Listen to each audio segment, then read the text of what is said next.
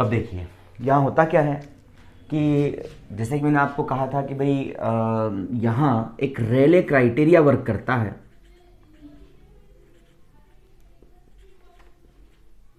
रेले criteria,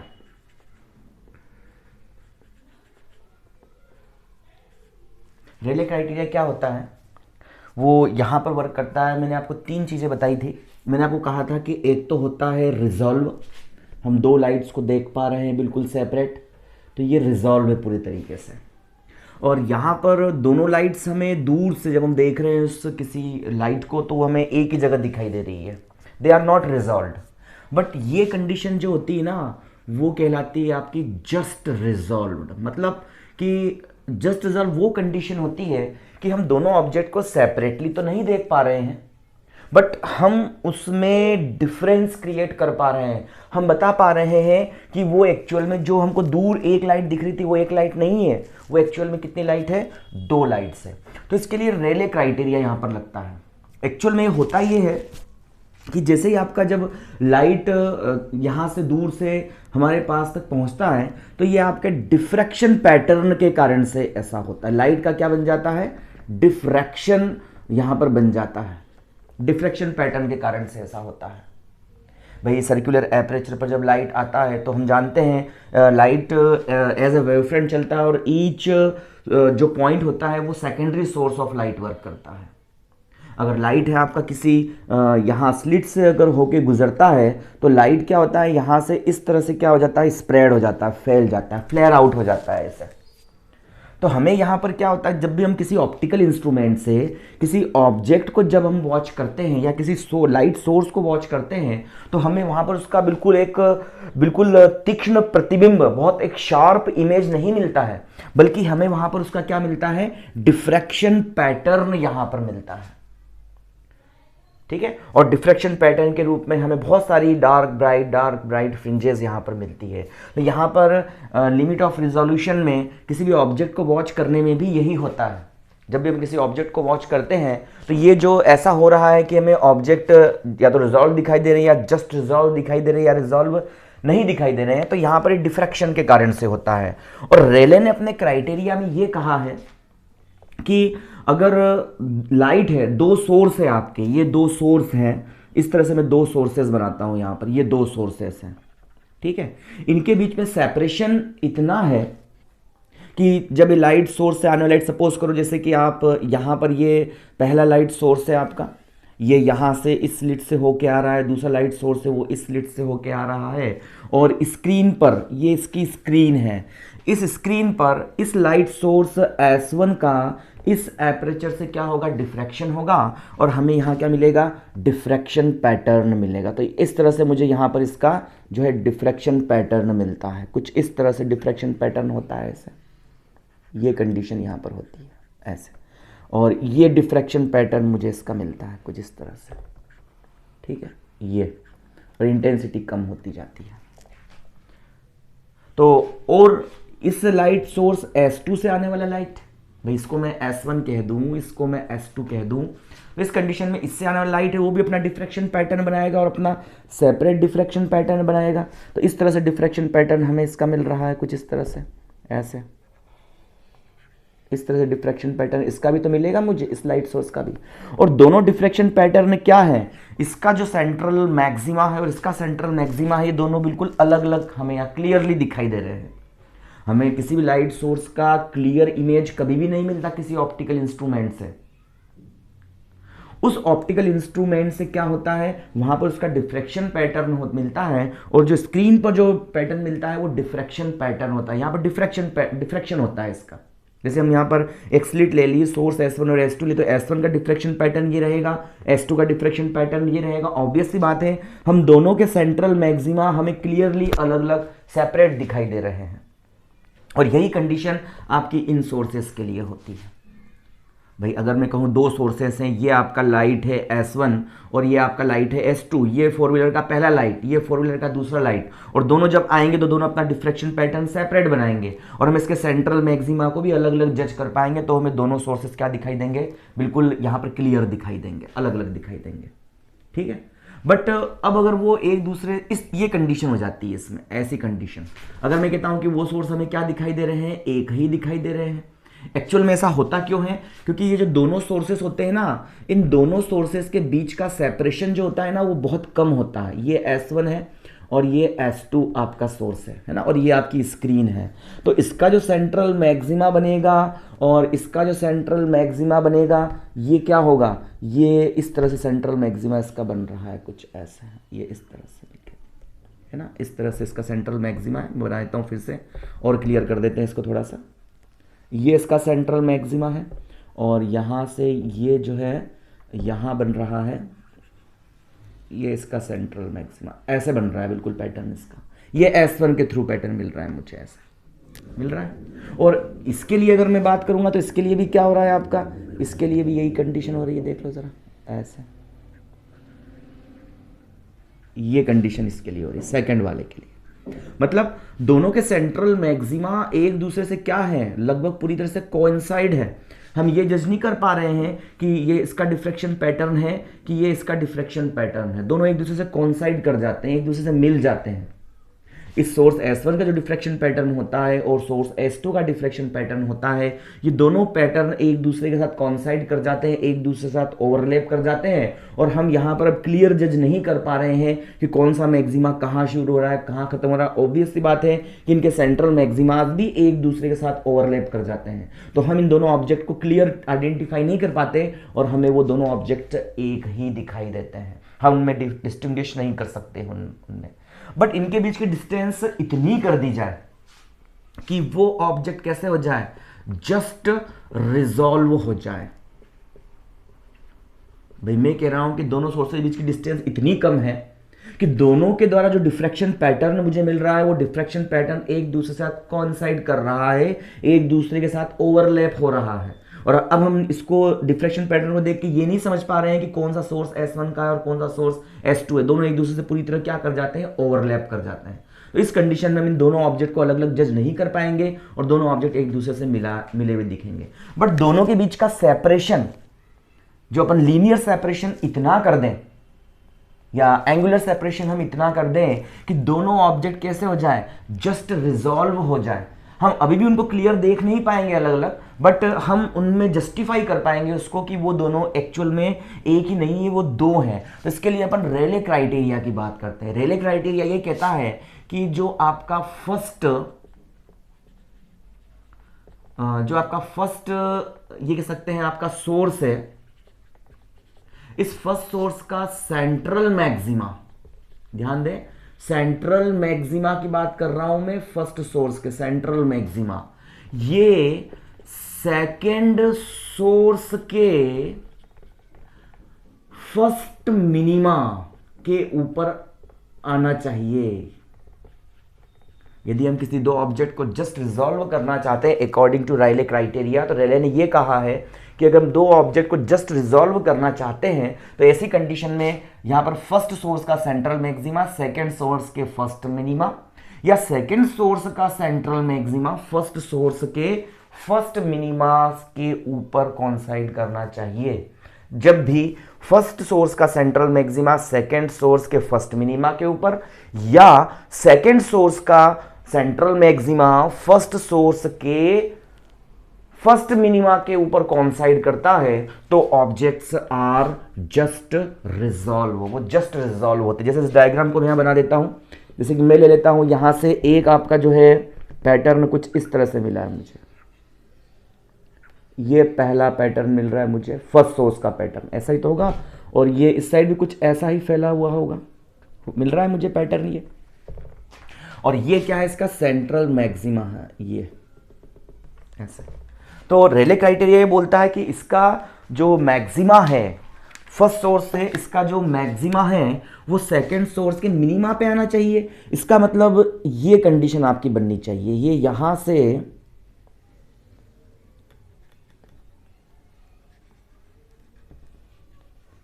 ऐसा diffraction pattern, और ये रहेगा आपका दूसरा पैटर्न। ये फर्स्ट सोर्स S1 के लिए है, ये सोर्स S2 के लिए। तो देखिए जरा, फर्स्ट सोर्स का सेंट्रल मैक्सिमा सेकेंड सोर्स के जो डिफ्रैक्शन पैटर्न बना है ना, उस डिफ्रैक्शन पैटर्न के मिनिमा के ऊपर आ रहा है। ये फर्स्ट सोर्स का सेंट्रल मैक्सिमा सेकेंड सोर्स के फर्स्ट मिनिमा के ऊपर आ रहा है। तो इस कंडीशन में अगर हम इनको कहें तो जो S1 और S2 सोर्स, ये दोनों ही सोर्सेस जो होंगे ये कैसे होंगे हमारे लिए, S1 एंड S2, ये S1 एंड S2 ये जस्ट रिजॉल्व होंगे। और ये कंडीशन मुझे इसकी मिलेगी, मतलब हम इनको अभी भी सेपरेट तो नहीं कर पा रहे हैं, अभी दोनों सोर्सेस एक दूसरे से कॉन्साइड तो कर रहे हैं, बट हम इनको सेपरेट कर पा रहे हैं। हम बता पा रहे हैं कि एक्चुअल में दो सोर्स नहीं है, एक्चुअल में एक सोर्स नहीं है, ये दोनों अलग अलग सोर्स हैं। तो ये कंडीशन कहलाती है आपकी जस्ट रिजॉल्व। तो ये कंडीशन जस्ट रिजॉल्व है, मतलब रेले क्राइटेरिया कहता है कि अगर हम किसी भी ऑब्जेक्ट, किसी भी दो सोर्सेस को जस्ट रिजॉल्व करना चाहते हैं तो इस कंडीशन में फर्स्ट सोर्स का सेंट्रल मैक्सिमा सेकंड सोर्स के फर्स्ट मिनिमा के ऊपर ओवरलैप होना चाहिए, जैसा आपको डायग्राम में दिखाया गया है। तो इस समय source S1 and S2 they are to be just resolve. अभी हम उनको क्लियर अलग अलग तो नहीं देख पा रहे हैं इसकी तरह, लेकिन हम उनको बता पा रहे हैं कि वे ऑब्जेक्ट क्या है, बिल्कुल जस्ट रिजॉल्व है। तो ये होता है आपका लिमिट ऑफ रिजोल्यूशन। ये जो इनके बीच का सेपरेशन होता है ना, तो सेपरेशन बिटवीन बोथ ऑब्जेक्ट्स, जिसके लिए वो दोनों ऑब्जेक्ट्स क्या हो जाएं, वो दोनों सोर्सेस क्या हो जाएं, किसी भी ऑप्टिकल इंस्ट्रूमेंट के लिए जस्ट रिजॉल्व हो जाए, मतलब ये कंडीशन बन जाए, तो उस कंडीशन में उसी चीज को अपन बोलते हैं लिमिट ऑफ रिजोल्यूशन। इतना आपको समझाया मैंने, सिर्फ इस टर्म को समझाने के लिए आपको बताया है मैंने। मतलब किन्हीं भी दो सोर्सेस के बीच की वो लीनियर डिस्टेंस, लीनियर विड्थ, या किन्हीं भी दो सोर्सेस के बीच का वो एंगल जो किसी एपरेचर पे बन रहा है, वो एंगल या वो डिस्टेंस जिस पर होने पर वे दोनों सोर्सेस क्या हो, किसी ऑप्टिकल इंस्ट्रूमेंट के द्वारा जस्ट रिजॉल्व हो जाएं, उसी को हम बोलते हैं उसकी लिमिट ऑफ रिजोल्यूशन। और लिमिट ऑफ रिजोल्यूशन का अगर हम रेसिप्रोकल कर दें, लिमिट ऑफ रिजोल्यूशन, इसका हम अगर रेसिप्रोकल ले लें तो ये क्या मिलती है, ये मिलती है रिजॉल्विंग पावर। रिजॉल्विंग पावर बन जाती है, इसका जस्ट अपोजिट, जिसको मैं बारे में बता चुका हूं मैं। जो ऑप्टिकल इंस्ट्रूमेंट जितने कम से कम एंगल को वॉच कर पाएगा या जितनी कम से कम डिस्टेंस को देख पाएगा, उसकी पावर उतनी ही ज्यादा होगी। ठीक है, तो ये हम इस तरह से समझते हैं, और यही होती है आपकी limit of resolution and resolving power. और रेले क्राइटेरिया ये कहता है कि फर्स्ट सोर्स का सेंट्रल मैक्सिमा सेकेंड सोर्स के जो है आपके फर्स्ट मिनिमा के ऊपर आना चाहिए। तो इस कंडीशन में ऑब्जेक्ट्स क्या होते हैं, जस्ट रिजॉल्व होते हैं। अब हम यहां बात कर लेते हैं, तो यहां हम सबसे पहले बात कर लेते हैं resolving power. Resolving power of, हम बात कर लेते हैं सबसे पहले प्लेन ग्रेटिंग की। एक प्लेन ग्रेटिंग है, इस प्लेन ग्रेटिंग के लिए हम रिजॉल्विंग पावर की बात कर लेते हैं। तो पहले लिमिट ऑफ रिजोल्यूशन कहेंगे और इसके बाद में हम इसकी रिजॉल्विंग पावर निकालेंगे। तो रिजॉल्विंग पावर क्या होती है प्लेन ग्रेटिंग के लिए, इसको हम यहाँ से जो है वेरीफाई करते हैं। तो यहाँ से क्या होता है कि यहाँ हम ये कह सकते हैं कि ग्रेटिंग का काम क्या होता है, हम ग्रेटिंग को यूज़ क्यों करते हैं, we use the grating for finding the 7 colours. ये आपका कलर्स का होता है VIBGYOR, 7 कलर्स होते हैं। जब हम व्हाइट लाइट को किसी भी प्रिज्म में से निकालते हैं तो प्रिज्म में से निकालने पर वो 7 कलर्स में डिवाइड होता है। ग्रेटिंग का भी काम कुछ इस तरह से ही होता है। और हम क्या करते हैं, हम उन 7 कलर्स को क्या कर सकते हैं, यहाँ से बिल्कुल जो है फाइंड आउट कर सकते हैं views after using of grating. Grating को यूज करके, तो ग्रेटिंग को यूज करके हम क्या कर सकते हैं, 7 कलर्स फाइंड आउट कर सकते हैं। तो ग्रेटिंग को हम यूज तो कर रहे हैं बट हमें 7 कलर्स मिल रहे हैं, और 7 कलर्स जो है हमें यहाँ मिलते हैं। तो यहाँ पर हमें वॉयलेट से लेकर के रेड तक हमें यहाँ पर बहुत सारे कलर मिलते हैं। और ये जो आपका ये ग्रेटिंग क्या करता है, ग्रेटिंग हर कलर को अलग अलग सेपरेटली क्या कर देता है, यहाँ से इसको जो है अलग अलग कर देता है, ऐसे कर देता है इसको अलग अलग। ठीक है ना, ये ऑरेंज है ना, ये येलो है, ऐसे करके ये अलग अलग इसको सेपरेट कर देता है। तो ये किस रेंज में करता है, ये D लैम्बडा की रेंज में इसको अलग अलग कर देता है। मतलब लैम्बडा वेवलेंथ तो टोटल की थी, टोटल लैम्बडा वेवलेंथ का जो लाइट था वो 7 कलर्स में डिवाइड हुआ है, और हम हर कलर को क्या कर पा रहे हैं, सेपरेटली जस्टिफाई कर पा रहे हैं। तो इस कंडीशन में हम डी लैम्बडा रेंज के अंदर रह करके हम इस जो है स्पेक्ट्रम को देख पा रहे हैं। तो इस समय जो इसकी रिजॉल्विंग पावर होती है, तो रिजॉल्विंग पावर क्या होती है इसकी, किस प्रकार डिफाइन करेंगे आप, तो किसी भी ग्रेटिंग के द्वारा, बाय दिस ग्रेटिंग हम किसी कलर को जस्टिफाई करने की जो लिमिट होती है उसे अपन बोलते हैं रिजॉल्विंग लिमिट ऑफ ग्रेटिंग, है ना। या हम डायरेक्ट पावर की अगर बात करते हैं इसके, तो पावर क्या होती है, किसी भी व्हाइट लाइट को 7 कलर्स में डिवाइड करने के बाद हम हर कलर को अलग अलग जस्टिफाई अगर कर पाते हैं तो इसी चीज को हम बोलते हैं रिजॉल्विंग पावर ऑफ ग्रेटिंग। और रिजॉल्विंग पावर ऑफ ग्रेटिंग को इसको अपन बोलते हैं resolving power of grating, resolving power RP. Resolving power of grating ये क्या होती है, ये होती है आपकी लैम्बडा ओवर डी लैम्बडा। मतलब वेवलेंथ लैम्बडा में किसी स्पेसिफिक वेवलेंथ डी लैम्बडा को जो देख पाने की जो कैपेसिटी होती है ग्रेटिंग की, उसे ही उसकी रिजॉल्विंग पावर कहते हैं। और रिजॉल्विंग लिमिट क्या होगी, रिजॉल्विंग आरएल, रिजॉल्विंग लिमिट होगी डी लैम्बडा अपॉन में लैम्बडा। मतलब वेवलेंथ लैम्बडा के अंदर जो हम डी लैम्बडा देख पा रहे हैं कलर्स को, कलर जो डी लैम्बडा की रेंज में फैले हुए हैं, तो उस कंडीशन को अपन क्या बोलते हैं, उसकी रिजॉल्विंग लिमिट। और उसका जस्ट अपोजिट रेसिप्रोकल होता है, वो होती है उसकी रिजॉल्विंग पावर। ठीक है, अब हम इसके लिए यहाँ सूत्र निकालते हैं, फॉर्मूला यहाँ पर अपन देखते हैं इसका। तो यहाँ पर अपन ये बोलते हैं, यहाँ पर मान लेते हैं हमारे पास में कोई ग्रेटिंग है ना, इसके लिए हम फार्मूला जनरेट कर रहे हैं। तो मान लेते हैं हमारे पास में ये ग्रेटिंग है, ऐसे ये ग्रेटिंग है मेरे पास में यहाँ पर, है ना। ग्रेटिंग लिया है, मैं ग्रेटिंग एलिमेंट है, और ये एन क्या है, इसकी स्लिट्स हैं, मतलब एन स्लिट ग्रेटिंग है हमारे पास। इसमें एन स्लिट्स बनी हुई है, हम जानते हैं ग्रेटिंग कैसे बनाया था हमने। यहाँ पर कोई सोर्स होता है, इस सोर्स से लाइट इसके ऊपर ऑपरेट होता है। तो सोर्स से जब लाइट इसका ऑपरेट होता है इस ग्रेटिंग के ऊपर, तो स्क्रीन पे क्या होता है, स्क्रीन पे ये जो होता है, जाना था इसको ऐसे, बट इसका क्या हो जाता है, डिफ्रैक्शन हो जाता है, और किसी लैम्बडा वेवलेंथ का लाइट मान लिया कहाँ पहुँचता है, यहाँ पर पहुँचता है, इस पॉइंट पी पर इस लैम्बडा वेवलेंथ का लाइट आपका पहुँच जाता है। ठीक है ना। और यहां से पॉइंट क्यू पर मुझे कोई दूसरा कलर मिलता है, मतलब इस रेंज में कोई पहला कलर फैला हुआ है, इसका मतलब कितनी डिस्टेंस यहां से ये पॉइंट बोल देता हूं, और ये lambda plus d lambda wavelength का लाइट मुझे कोई पॉइंट पी पर मिलता है। डी लैम्बडा क्या है आपका, इसके बीच का जो भी सेपरेशन है, जो भी कलर इसके बीच में आया है उसकी वेवलेंथ में बोल रहा हूं मैं डी लैम्बडा। मतलब पॉइंट पी पे मुझे एक कलर मिल गया, और उसके बाद वो कलर स्टार्ट हुआ, यहाँ पे आके जस्ट वो कलर खत्म हो गया, तो उस कलर जितनी वेवलेंथ में है उसी को कहा मैंने डी लैम्बडा। मतलब कि यहाँ से सोर्स लाइट आता है, एन स्लिट डिफ्रैक्शन ग्रेटिंग क्या करता है, इसको डिस्पर्जन भी कर देता है और साथ साथ इसका डिफ्रैक्शन भी होता है, और पॉइंट पी पर मुझे कोई एक कलर और इस पॉइंट क्यू पर मुझे कोई सेकेंड कलर यहाँ पर मिल जाता है, जिनके बीच का जो सेपरेशन होता है वो डी लैम्बडा सेपरेशन होता है। इस कंडीशन में ये अगर एंगल बनता है आपका थीटा एन, तो मुझे बताओ ये जो एंगल बनेगा, ये एंगल कितना हो जाएगा आपका, तो ये theta N plus D theta N. Obvious सी बात है, D theta N plus D theta N angle पर मुझे क्या मिलेगा, यहां पर कोई क्यू पॉइंट पर मुझे मिल जाएगा कोई अदर।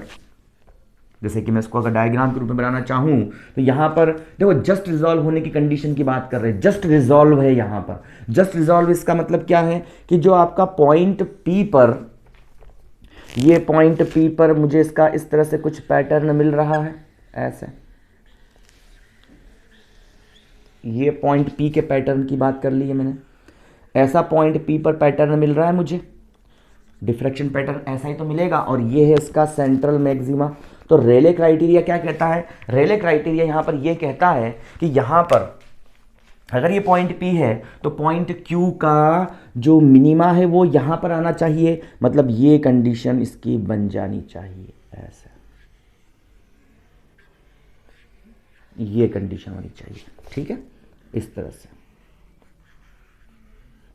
ऐसे कंडीशन होनी चाहिए। तो इस कंडीशन में ये P के लिए है, और ये Q के लिए। दोनों ऑब्जेक्ट क्या होंगे, इस डिस्टेंस पर होकर के जस्ट रिजॉल्व होंगे। दोनों कलर्स क्या होंगे, P और Q दोनों ही। ये P का पैटर्न कुछ ऐसा है, Q का पैटर्न कुछ ऐसा है, और जस्ट रिजॉल्व होने की कंडीशन में इस P का जो मैक्सिमा है वो इस इस Q के मिनिमा के ऊपर आना चाहिए, और जो इस Q का जो मैक्सिमा है वो इस P के मिनिमा के ऊपर यहाँ पर आ जाना चाहिए। ये इसका P का मिनिमा है यहाँ पर, ये P का मिनिमा कुछ यहाँ पर ऐसे होगा, ऐसे बना देता हूँ इसको। चलिए, हो गया। तो ये ऑब्जेक्ट्स कैसे हो गए, दे आर जस्ट रिजॉल्व। और जस्ट रिजॉल्व वाली कंडीशन की बात करेंगे क्योंकि हमने कहा है कि इन दो सोर्सेज के बीच की वो मिनिमम डिस्टेंस या वो minimum angular width, angular distance जिस पर होने पर वे दोनों ऑब्जेक्ट्स क्या दिखाई दे, जस्ट रिजॉल्व दिखाई दे। रेले क्राइटेरिया ये कहता है कि इसका जो मैक्सिमा है ये इस Q के मिनिमा के ऊपर, और जो Q का मैक्सिमा है वो P के मिनिमा के ऊपर आना चाहिए। इस कंडीशन को अपन यहां पर लेके चल रहे हैं, ठीक है ना। अब मैं यहां से ये कह रहा हूं कि भाई यहां पर अपन जो है यहां पर ये कहते हैं कि ग्रेटिंग इक्वेशन अपन जानते हैं। तो ग्रेटिंग इक्वेशन क्या होती है सेंट्रल मैक्सिमा के लिए, तो for central maxima, central maxima के लिए बाय ग्रेटिंग इक्वेशन। तो ग्रेटिंग इक्वेशन क्या कहती है आपकी, ग्रेटिंग इक्वेशन क्या कहती है, वो ये कहती है कि भाई हमने लिखी थी grating equation E plus B sine theta बराबर, ये ग्रेटिंग एलिमेंट है आपका E plus B sine theta. और मैं पहले बात कर लेता हूं P के लिए, है ना, पहले मैं बात कर लेता हूं किसके लिए, इस पॉइंट P के लिए। तो sine theta n is equal to n lambda, equation first. And अगर मैं पॉइंट Q के लिए बात कर रहा हूं तो पॉइंट Q के लिए क्या होगा, ग्रेटिंग एलिमेंट तो वही रहेगा, बस सिर्फ आपका एंगल ही तो चेंज हो रहा है। तो साइन ये बन जाएगा theta N plus D theta n is equal to n lambda. ये सेकंड वाले के लिए मैक्सिमा कंडीशन की बात कर ली, सेंट्रल मैक्सिमा के सेकंड के लिए बात कर ली मैंने, ठीक है। और यहां पर लैम्बडा की जगह क्या रखूंगा मैं, लैम्बडा प्लस डी लैम्बडा, क्योंकि lambda plus d lambda range में मुझे मिल रहा है। इसकी वेवलेंथ कितनी है, लैम्बडा प्लस डी लैम्बडा है, तो इक्वेशन नंबर 2 आ जाती है। अब रेले क्राइटेरिया कहता है कि आपका P का जो सेंट्रल मैक्सिमा है वो इस Q के सेंट्रल में, इसका जो मिनिमा है वो इस Q के सेंट्रल मैक्सिमा के ऊपर आना चाहिए। तो अपन P के मिनिमा के लिए मैं यहां पर इक्वेशन निकालना चाह रहा हूं। तो for the minima of P, for the minima of P, मैं P के मिनिमा की बात कर रहा हूं। ध्यान दें, मुझे बताओ कि यहां पर जब इसका मैक्सिमा है तो इसका मिनिमा इस Q पर ही तो आएगा। भाई मिनिमा कहां आ रहा है इसका मिनिमा इस Q के ऊपर ही तो आ रहा है। P का जो मैक्सिमा है वो Q के मिनिमा के ऊपर आ रहा है। तो जब Q के मिनिमा के ऊपर आ रहा है इसका मतलब क्या है, इसका मतलब ये है कि मुझे theta plus D N angle ही लेना पड़ेगा, theta N plus D N theta. और उस कंडीशन में रह करके मैं क्या निकालूंगा, यहां से जो इस इक्वेशन को निकालूंगा, तो फॉर मिनिमा में लिख सकता हूं इसको। देखो मैं P के मिनिमा की ही बात कर रहा हूं, तो E प्लस बी साइन कौन से एंगल पे मिल रहा है minima, theta N plus D theta n पर ही तो मिल रहा है। क्लियर है ये, यही तो मुझे मिनिमा मिलेगा इसका, तो theta plus D theta N angle पे मिलेगा is equal to n lambda. But यहां पर इससे हमारा काम चलने वाला नहीं, क्योंकि हमने एन स्लिट की बात कर रहे हैं, तो दोनों साइड मुझे क्या करना पड़ेगा, यहां पर एन से मल्टीप्लाई करना पड़ेगा, क्योंकि एन स्लिट से इसके अंदर, ये तो अपन ने एक कलर की बात कर ली। तो इस प्रकार से अगर एन स्लिट से, तो एन के लिए मुझे यहां से एन से मल्टीप्लाई करना पड़ेगा इस चीज को, तो एन से मल्टीप्लाई कर दिया। बट अभी भी ये नहीं है, क्योंकि हम ये कहते हैं कि यहां पर इसका सेंट्रल मैक्सिमा होता है 0 पर, तो 1 पे क्या मिलेगा मुझे, 1 पे मिलेगा मुझे मिनिमा की बात कर रहा हूं। अगर ये n है तो यहां पर क्या होगा, कौन सी जगह पे मुझे मिनिमा मिलेगा, n+1 पोजीशन पे मुझे मिनिमा मिलेगा, या n-1 पोजीशन पे मिनिमा मिलेगा। तो मैं n+1 की बात कर लेता हूं, तो मैं इसको क्या करना पड़ेगा, मुझे 1+1 करना पड़ेगा, और इंटू कितना है साथ में आपका लैम्बडा, यही है। ध्यान दें, मैंने इस P के सेंट्रल मैक्सिमा की बात कर ली, और P का सेंट्रल जो आपका फर्स्ट मिनिमा है वो Q के सेंट्रल मैक्सिमा के ऊपर आ रहा है, तो मैं P के फर्स्ट मिनिमा की बात कर रहा हूं। तो इसी एंगल पर यहीं पर ही मुझे इसका मिनिमा मिल रहा है, तो E plus B sine theta plus D theta n लेना होगा। बट मैं मिनिमा की बात कर रहा हूं और एन स्लिट्स की बात कर रहा हूं, तो दोनों साइड में मुझे एन से यहाँ पर मल्टीप्लाई करना पड़ गया। और मैं कह रहा हूं कि अगर nth पोजीशन पे आपका मैक्सिमा मिला है n पोजीशन पर, तो मिनिमा कहाँ मिलेगा, उससे जस्ट आगे, मतलब n+1 या n-1 पोजीशन पर। तो एन प्लस 1 किया, और कौन सी वेवलेंथ मिल रही, किसकी बात कर रहा हूं मैं, पी की, और पी की वेवलेंथ कितनी है आपकी, लैम्बडा ही तो है, तो इसलिए मैंने इसको हाँ लैम्बडा ही रखा है। तो ये इक्वेशन मुझे यहां मिल जाती है, इक्वेशन नंबर 2 यहां पर आ जाती है। ठीक है, यहां से अगर मैं कंपेयर करूं, चलो एक इक्वेशन और लिख देता हूं इसकी मैं, कि e plus B sine theta N plus D theta n, यही तो है, इजिकल टू कितना बन जाएगा, एन एन प्लस 1 और अपॉन में capital N into lambda, equation number 3, sorry ये 3 थी, ये 4th हो गई। अब कंपेयर कर दें अपन, कंपेयर किसको करें, तो कंपेयर इक्वेशन नंबर किस किस को कंपेयर करें, आप जानते हैं, क्योंकि यहीं पर ही क्या है, इसका सेंट्रल मैक्सिमा है, इसका, इस क्यू का सेंट्रल मैक्सिमा है, और ये फर्स्ट का जो फर्स्ट वाले पी का फर्स्ट मिनिमा है। तो यहां पर क्या बन जाएगा, compare equation number 4 and 2, 4 and 2 को अपन कंपेयर कर ले, तो देखो लेफ्ट हैंड साइड तो एक दूसरे के इक्वल आ रही है, तो राइट हैंड साइड भी एक दूसरे के इक्वल होगी, तो ये बन जाएगा n lambda plus d lambda, that's is equal to n lambda upon में एन प्लस लैम्बडा अपॉन में एन, मल्टीप्लाई कर दिया मैंने लैम्बडा अपॉन एन का दोनों में, एन से एन आपका कैंसिल हो गया है, यहां पर क्या बचा, एन लैम्बडा, इसको भी मैं मल्टीप्लाई कर दूं, एन डी लैम्बडा ये बन जाएगा, और that's is equal to n lambda plus lambda upon में एन, यही तो बचा, एन लैम्बडा से एन लैम्बडा कैंसिल, तो n d lambda that's is equal to lambda upon में एन। अब मैं क्या निकाल दूं, डी लैम्बडा अपॉन में lambda that's is equal to, sorry ये कैपिटल एन है ना, 1 अपॉन में स्मॉल एन कैपिटल एन, और इसे अपन बोलते हैं लिमिट ऑफ रिजोल्यूशन, क्या बोलते हैं इसको, लिमिट ऑफ रिजोल्यूशन, मतलब किसी भी वेवलेंथ को इस रेंज में जस्ट रिजॉल्व, किसी भी ग्रेटिंग के द्वारा जस्ट रिजॉल्व कर पाने की जो कैपेसिटी होती है उसी को अपन बोलते हैं लिमिट ऑफ रिजोल्यूशन, यही तो था, ये तो डेफिनेशन में कहा था मैंने, इसी को बोलते हैं limit of resolution.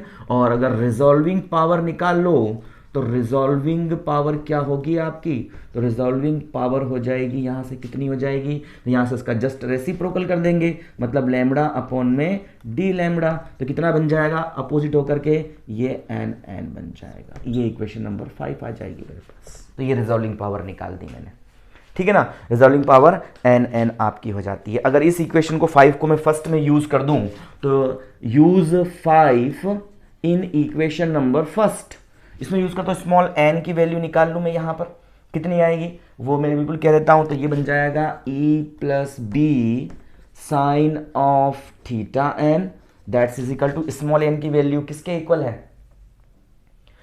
Small n की वैल्यू यहां से किसके इक्वल है, तो यहां से मैं इसको रिजॉल्विंग पावर के रूप में चेंज कर सकता हूं, मतलब रिजॉल्विंग पावर अपॉन में कितना है आपका, रिजॉल्विंग पावर, उसको आर लिख दूं, चलो सिर्फ आर लिख देता हूं इसको मैं, रिजॉल्विंग पावर कैपिटल आर लिख दिया, तो कैपिटल आर अपॉन में कितनी हो जाएगी, ये हो जाएगी कैपिटल एन, यही तो होगी, स्मॉल एन की वैल्यू यहां पुटअप कर दूं मैं इसको, तो स्मॉल एन की वैल्यू पुटअप कर दी मैंने, स्मॉल एन की वैल्यू क्या हो गई, आर अपॉन में कैपिटल एन, और इंटू साथ में कितनी है, ये लैम्बडा है। तो यहां से अपन लिख सकते हैं कि जो रिजॉल्विंग पावर होगी आपकी आर इज इक्वल टू, ये बन जाएगी n into e plus B sine of theta n, और अपॉन में कितना हो जाएगा आपका यहां से lambda.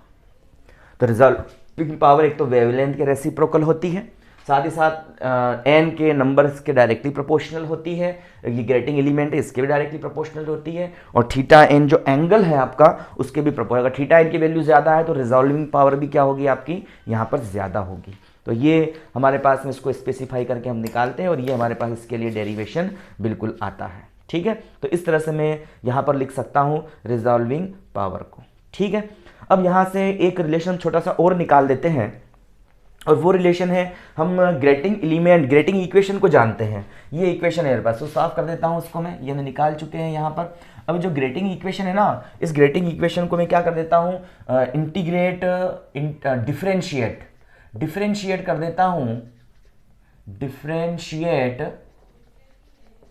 Equation number first with respect to lambda, lambda के रेस्पेक्ट में उसको डिफरेंशिएट कर देता हूं मैं। जब लैम्बडा के रेस्पेक्ट में डिफरेंशिएट करता हूं तो क्या बनता है आपका यहां से, ये बन जाएगा डी बटा d lambda of e plus B sine of theta, सिर्फ ओनली थीटा ले लो इसको, एन तो एन पोजीशन बताता था, इज इक्वल टू कितना है आपका एन इंटू डी अपॉन में डी लैम्बडा और ऑफ लैम्बडा की एन तो कांस्टेंट है, नंबर है ये। एन क्या शो करता है आपका, एन है आपका स्मॉल एन जो बनता है यहाँ पर, ये ऑर्डर ऑफ फ्रिंजेस, ये ऑर्डर को शो करता है आपका, है ना, कि कौन से ऑर्डर का आप डिफ्रैक्शन, ऑर्डर ऑफ डिफ्रैक्शन बोल सकते हो इसको आप। और यहां से कैपिटल एन क्या है, कैपिटल एन है ये जो है आपके नंबर ऑफ स्लिट्स है, ठीक है ना, number of slits in grating element, और इन दोनों के मल्टीपल के बराबर होता है। मतलब अगर आप ऑर्डर ज़्यादा लेते हो तो भी आपका रिजॉल्विंग पावर बढ़ जाता है, और अगर आप नंबर ऑफ स्लिट ज़्यादा ले लेते हो, ज़्यादा नंबर ऑफ स्लिट का ग्रेटिंग लेते हो तो भी आपका रिजॉल्विंग पावर वहाँ पर इंक्रीज हो जाता है। तो यहाँ पर अपन इस प्रकार के, तो इस इक्वेशन को मैं कर रहा हूँ तो सिर्फ थीटा ले लूँ इसको मैं। अब देखो ई प्लस बी तो निकल जाएगा बाहर, आ गया बाहर, D upon d lambda sine theta तो मैं लिख दूँ इसको कॉस थीटा, और into d theta over d lambda, जानते हैं बिल्कुल, अरे D upon D theta into sine theta मतलब कॉस थीटा और डी लैम्बडा, उधर सीधी सी बात है, और ये बन जाएगा एन, क्योंकि d upon d lambda is equal to lambda is equal to 1 होता है। तो d theta over d lambda, इसकी जो वैल्यू मेरे पास आती है वो कितनी आती है, तो एन अपॉन में ई प्लस बी, और साथ में कितना होता है, ये साइन ऑफ थीटा होता है। तो ये वैल्यू हम यहाँ पर इस प्रकार से कह देते हैं, ठीक है ना। अब यहाँ पर जो है हम ये भी जानते हैं कि लैम्बडा अपॉन में d lambda is equal to n n, मैंने निकाला था यहाँ पर लैम्बडा अपॉन डी लैम्बडा की वैल्यू कितनी निकाली थी मैंने, तो lambda over d lambda is equal to कितना निकाला था मैंने, एन एन, ये रिजॉल्विंग पावर ही तो है, उल्टा जैसे इसका लैम्बडा अपॉन डी लैम्बडा, और ये एन एन बन जाएगा आपका, वही तो जिसको आर नाम दिया था मैंने। तो यहाँ से मैंने लिख दिया इसको। अब मैं क्या करता हूँ कि यहाँ से ये वैल्यू मैं इसमें पुटअप कर, डी लैम्बडा की वैल्यू इसमें पुटअप कर देता हूँ मैं। तो यहाँ पर डीज इंप्लाइज क्या बन जाएगा, डी थीटा तो अपनी जगह पर है, और डी लैम्बडा की वैल्यू क्या होगी, तो ये लैम्बडा और डिनोमिनेटर में एन एन, यही तो होगी, डी लैम्बडा को इधर एन एन को इधर ले आऊंगा मैं यहाँ से, है ना, और इजिकल टू एन अपॉन में ई plus B sine of theta, ये थीटा एन ए की बात है, एन एन ऊपर जाएगा और एन से एन मल्टीप्लाई कट जाएगा, तो एन अपॉन में लैम्बडा बचेगा सिर्फ, क्योंकि स्मॉल एन से स्मॉल एन कैंसिल हो जाएगा, और D theta is equal to 1 upon में ई plus B sine of theta. तो ये आपका एक रिलेशन आता है ना, यहाँ से लैम्बडा अपॉन में डी लैम्बडा, ठीक है, एन एन की वैल्यू या वहाँ से एन एन की वैल्यू निकाल के यहाँ रख दो, एक ही बात है। तो ये आपका जो है यहाँ से ये कह सकते हैं लैम्बडा अपॉन डी लैम्बडा, और ये अपने पास में ये वैल्यू होती है। हम इसको इस प्रकार से भी लिख सकते हैं, किस प्रकार से, D theta upon d lambda है, यहाँ से एन की वैल्यू फाइंड आउट कर लो, वो रख दो, ऐसे भी लिख सकते हैं इसको। एन की वैल्यू फाइंड कर लेता हूँ, कितना आ रहा है आपका, तो डी थीटा अपॉन में डी लैम्बडा, तो ये तो एज इट इज है, और एन की वैल्यू तो कितना, एन की वैल्यू कितनी आ रही है, तो ये बन रहा है आपका लैम्बडा ओवर डी लैम्बडा, ये तो एज इट इज है, और साथ में कितना है इंटू 1 अपॉन में एन, ये भी तो है, स्मॉल एन की वैल्यू निकाली 1 अपॉन एन, और अपॉन में कितना है ई प्लस बी, और ये जाएगा आपका साइन ऑफ थीटा होगा। यहाँ से लैम्बडा अपॉन डी लैम्बडा कितना हो जाएगा, तो lambda upon d lambda that's is equal to, ये बन जाएगा आपका एन साइन थीटा, यही तो रहेगा, n e plus B sine theta, sorry e plus B sine theta into d theta over d lambda. ये क्या कहलाता है आपका, ये क्या कहलाता है रिजॉल्विंग पावर, यही तो है, lambda upon d lambda is equal to कितना है, n e plus B sine theta into, ये क्या कहलाता है आपका पावर ऑफ डिस्पर्जन या डिस्पर्सिव पावर, यही तो कहलाती है ये। तो ये डिस्पर्सिव पावर बन जाती है, मतलब कि रिजॉल्विंग पावर जो होती है वो डिस्पर्सिव पावर की n into e plus B sine theta in multiple होती है। तो एक छोटा सा रिलेशन भी हम यहाँ से इसमें निकाल सकते हैं। तो इस प्रकार से आपका ये रिजॉल्विंग पावर का कॉन्सेप्ट हुआ है, ठीक है ना, इसको आप अच्छे से ध्यान रखना है।